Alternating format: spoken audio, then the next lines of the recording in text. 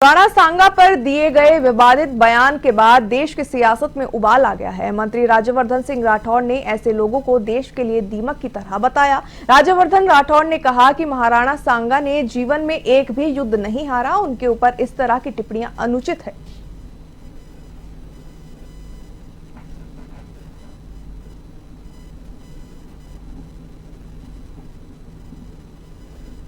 देश में कुछ लोग ऐसे हैं जो अपनी आत्मा देश के दुश्मनों को बेच चुके हैं। अपने ही देश को, अपने महापुरुषों को नीचा दिखाना, अपमानित करने में ये कोई कसर नहीं छोड़ते।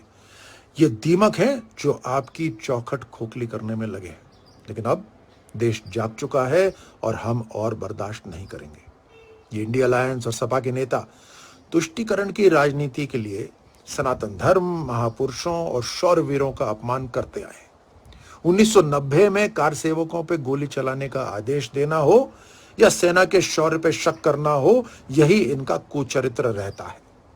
सदन में खड़े होकर वीर योद्धाओं को गद्दार कहना सिर्फ एक बयान नहीं है, बल्कि राष्ट्र के सम्मान पर हमला है। महायोद्धा, भारत की शान राणा सांगा, जिन्होंने भारत के स्वाभिमान की रक्षा के लिए सैकड़ों युद्ध लड़े, उनके लिए गलत बोलना अस्वीकार्य है। राणा सांगा साहस और स्वाभिमान के जीवंत उदाहरण है। राणा सांगा वह महायोद्धा जिन्होंने 100 से अधिक युद्ध लड़े और कभी पराजित नहीं हुए। सिर्फ एक युद्ध उनके जीवन का अपवाद रहा। उनके शरीर पर 80 से अधिक घाव थे, फिर भी वे अंतिम सांस तक मातृभूमि की रक्षा के लिए लड़े। असली योद्धा का यही प्रतीक है। एक आंख, एक हाथ और एक पैर खोने के बावजूद उनका संकल्प अडिग रहा। और ये उनके लिए गलत बात बोल रहे हैं। अब ये सच है, राणा सांगा ने 1517 में खतौली और 1518 में बाड़ी के युद्ध में इब्राहिम लोदी को हराया था। और यह सब कुछ बाबर के भारत आने से पहले हुआ था। राणा सांगा ने न सिर्फ सुल्तानों को धूल चटाई, बल्कि इन्हीं राणा सांगा ने 16 फरवरी 1527 को बयाना में बाबर की सेना को भी धूल चटाई। बाबर खुद बाबरनामा में लिखता है कि इस हार के बाद अपने सैनिकों को इस्लाम के नाम पर एकजुट किया और शराब छोड़ने की कसम खाई। यानी बाबर को भी सांगा की शक्ति से इतना डर था कि उसने अपने पूरे जीवन को बदलना शुरू करा। चलिए मेरी मत सुनिए, इतिहासकारों की मानिए। इतिहास गवाह है कि इब्राहिम लोदी को हराने के लिए राणा सांगा ने बाबर को नहीं बुलाया।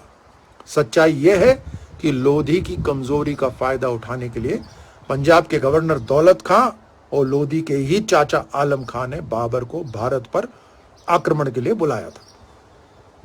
राणा सांगा भारत के वीर योद्धा है, हमारी प्रेरणा है।